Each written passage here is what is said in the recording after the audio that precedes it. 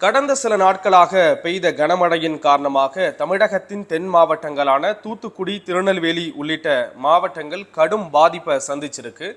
இந்த நிலையில அந்த மாவட்டங்கள்ல மழை பாதிப்புகளை ஆய்வு செய்யறதுக்காக அமைச்சர் உதயநிதி ஸ்டாலின் சென்றப்போ அவர் கூட இயக்குனர் மாரி செல்வராஜும் உடனிருந்த அந்த காட்சிகளும் புகைப்படங்களும் சமூக வலைதளங்கள்ல வெளியாச்சு. அதை தொடர்ந்து பல்வேறு சர்ச்சைகள் வெடிச்சது.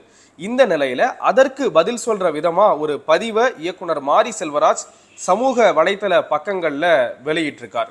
பரியேறும் பெருமாள், மாமன்னன், கர்ணன் உள்ளிட்ட பல்வேறு திரைப்படங்களை இயக்குன மாரி செல்வராஜினுடைய ஒவ்வொரு படைப்புகள் வெளியாகும் பொழுதும் பல்வேறு வரவேற்புகள் இருந்தாலும் அதே சமயத்துல சர்ச்சைகளுக்கும் உள்ளாகிறது வழக்கம். குறிப்பா பரியேறும் பெருமாள்ல ஒரு பாடல் வரிகள் கூட வரும். இந்த பாடல் வரிகள் தன்னுடைய ஊரை பத்தி குறிப்பிடுற மாதிரி இருக்கும். ஐயா, தூத்துக்குடி மாவட்டமா, ஸ்ரீவைகுண்டம் தாலுக்காவா, கருங்குளம் பக்கத்துல அழகான புளியங்குளம், நாங்கள் பிறந்த ஊர் கனவோடு வாழும் ஊர் அப்படின்னு சொல்லிட்டு தன்னுடைய ஊரை பத்தின அழகான வரிகளை அதுல காட்சிப்படுத்தி இருப்பாரு.